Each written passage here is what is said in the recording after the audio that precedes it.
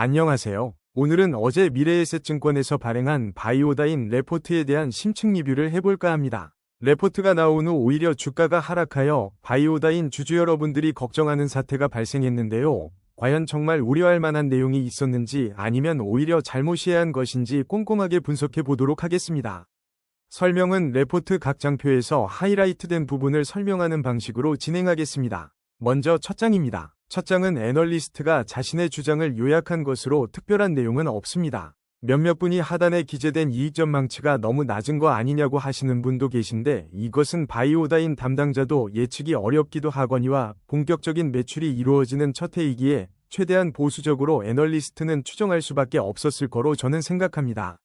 주주들이 기대하는 것은 사업이 안정화되는 2028년 이후이기에 저는 현재의 전망은 큰 의미가 없다고 봅니다.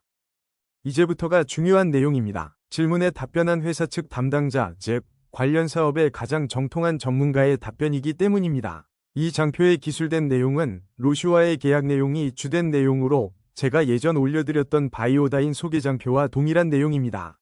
단지 중간 부분 빨간색 동그라미 표시되어 있는 내용인데요. 몇몇 분들이 6에서 8번 진행할 수 있다는 말을 6명에서 8명까지 할 수 있다라고 오해하신 것 같아 이 내용을 좀 자세히 설명드리겠습니다. 결론부터 말씀드리면 한 번의 검체 채취로 HPV 성병 세포진단, 면역세포진단 등 서로 다른 종류의 검사를 추가 채취 없이 해당 횟수까지 검사가 가능하다는 말이랍니다. 바이알 안에 들어있는 보존액의 양이 충분하여 최대 8번까지도 검사가 가능하다는 말인데요. 이것은 바이오다인이 가지는 LBC 기술의 매우 큰 장점입니다. 앞서 말씀드린 펩스미어 검사 방식은 세포 진단할 때 채취, 세포 검사 결과가 이상의 HPV 검사할 때 또 채취해야 하는 등 매우 비효율적인 방식입니다. 여성의 입장에서 생각해보시면 검체 채취가 얼마나 불편한가 이해하실 것 같습니다. 다시 한번 말씀드리면 바이오다인의 바이알은 한 번의 채취로 필요한 검사를 충분히 수행할 수 있는 장점을 가지고 있기에 회사에서는 이 부분을 강조한 사항입니다. 이 장표부터 제가 설명드린 내용을 잘 들어주시기 바랍니다. 먼저 자궁경부암 시장을 추정함에 있어 회사 측에서 보는 규모 관련 내용입니다. 현재는 5억에서 6억 명 수준이고 2030년경에는 8억에서 9억 명까지로 전망하고 있습니다. 일단 대상 시장의 규모가 어느 정도 나왔으니 과연 로슈가 이 시장에서 어느 정도를 차지할까 정도만 추측하신다면 바이오다인의 로열티를 예상하실 수 있을 거라 생각합니다. 중간쯤 보시면 자궁경부암 진단 방식에 대한 내용이 기술되어 있는데 기존에는 세포검사 방식이 우선되도록 WHO 가이드라인이 제정되어 있어 펩스미어 방식이 주로 사용되었다고 합니다. 펩스미어 방식을 통한 세포검사에서 이상점이 발견되면 바로 이어서 HPV 검사를 수행하게 되는데 HPV 검사를 수행하기 위해선 추가로 검체를 채취해야 한다는 어려움이 있었다고 합니다.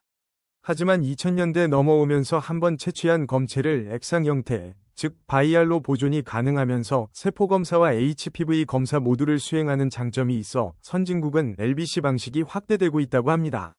그럼에도 아직까지는 운용과 비용상의 문제로 펩스미어 방식이 널리 쓰이고 있다고 합니다. 여기서 핵심은 펩스미어 방식과 LBC 방식이 어떤 차이점이 있는지를 이해하는 것입니다. 바이오다인의 경쟁력과 미래 전망, 그리고 로슈의 점유율 추정에 있어 매우 중요한 포인트이기에 이해되실 때까지 잘 읽어보시길 바랍니다. 이 장표는 로슈가 왜 바이오다인을 필요로 했는지를 잘 이해하실 있는 내용입니다. 그간 로슈는 세포검사 기술이 없어 자궁경부암 진단 시장에서는 오히려 세포검사 기술을 가지고 있는 홀로직이나 벡톤 디킨스 눈치를 봐야 하는 상황이었습니다. WHO 가이드라인에 의해 세포검사가 먼저 선행되어야 하기에 어쩔 수 없는 상황이었던 것입니다. 덩치 큰 형이 꼬마의 눈치를 봐야 했으니 얼마나 애가 탔을까요? 이러한 로슈의 사정에 더해 최근 WHO는 자궁경부암 가이드라인을 변경하였습니다. 바로 세포진단이 아닌 HPV 진단을 먼저 시행하라는 내용으로입니다. 이 경우 기존에는 세포검사를 하고 약 10% 정도만 HPV 검사를 하게 됐기에 펩스미어 업체들이 경쟁력이 있었지만 HPV 검사를 먼저 하고 세포검사를 수행할 경우 검체를 2번 채취해야 할 상황이 훨씬 늘어나기 때문에 자연스럽게 LBC 업체의 점유율이 높아질 수밖에 없는 것입니다. 즉 세포검사는 세포가 암에 전이됐는지를 확인하는 검사였기에 추가로 HPV 검사로 이어질 확률이 낮았지만 HPV는 바이러스 검사이기에 훨씬 빈번히 발견되어 세포 검사로 넘어갈 확률이 확대된 바 검체를 한 번에 채취해서 모든 것을 검사하는 LBC 업체에게 유리한 환경이 되었다는 이야기입니다. 이해되시나요? 로슈는 바이오다인을 통해 자궁경부암 진단 관련 모든 서비스를 한 번의 검체 채취로 모든 것을 원스톱으로 해결이 가능합니다. 바로 이 부분이 향후 로슈가 가질 압도적 강점이기에 시장 점유율 50% 이상을 예상하는 근거입니다. 마지막으로 투자자분들이 가장 궁금해하는 바이오다인 예상 수익에 대한 부분입니다. 회사 측에서는 2030년경 피크에 도달할 것으로 보고 로슈 로열티와 비부인과를 합쳐서 약 1000억 중간대를 예상하고 있는 것 같습니다.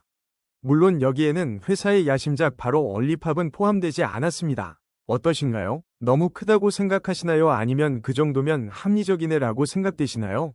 회사가 예상한 대로만 하여도 매년 1,500억의 이익이 꼬박꼬박 쌓인다면 과연 바이오다인의 시가총액은 얼마나 적정할까요? 판단은 여러분께 맡깁니다. 회사에 대해 확실하게 공부가 되어야 시장의 변동에 흔들리지 않을 수 있기에 오늘은 좀 자세히 설명드렸습니다.